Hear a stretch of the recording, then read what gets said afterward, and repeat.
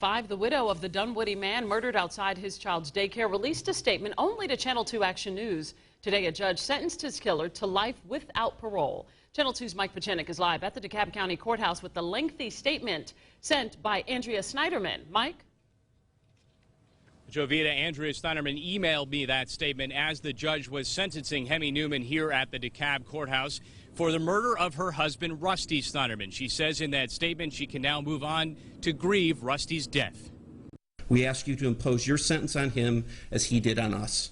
Life without the possibility of parole. Judge Gregory A. Adams listened to Rusty Sneiderman's brother Steve and sent convicted killer Hemy Neuman to prison for the rest of his life without parole for killing the father of two outside of his son's daycare in 2010. Let us move on, knowing that this confessed and now duly convicted killer can never walk amongst us again. Rusty Sneiderman's widow, Andrea, has always denied she had an affair with Hemy Neuman. She sent me this exclusive statement and a new picture of her and her husband. It says, quote, "I am relieved that the legal system has condemned this cold-blooded killer to a sentence of life in prison where he belongs.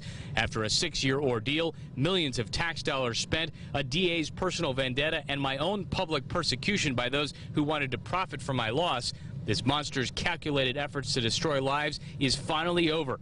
His path of destruction has come to an end, and the healing process for all of his victims can begin. Despite being wrongfully accused of murder, imprisoned, separated from my children, and used by the state, defense, and media when it was convenient for them, I finally have the opportunity to begin to grieve. This trial has shown what the focus of the first trial should have been.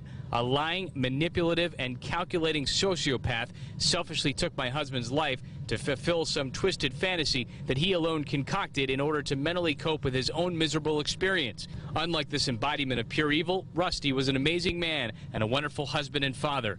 No one that truly knew us would ever doubt my loyalty, love, or dedication to him and our family. He is missed every day by me, my children, and by so many others who have helped to provide support to myself and my family during this impossible time."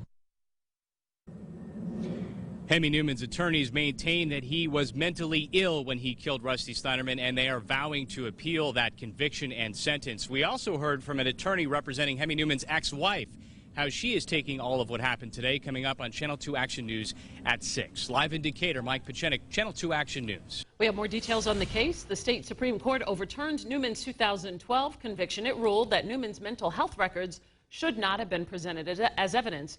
The victim, Rusty Sneiderman, was a Harvard business graduate and entrepreneur. His wife, Andrea, served 10 months in prison for lying to investigators who questioned her about her relationship with Neuman. She denies an affair.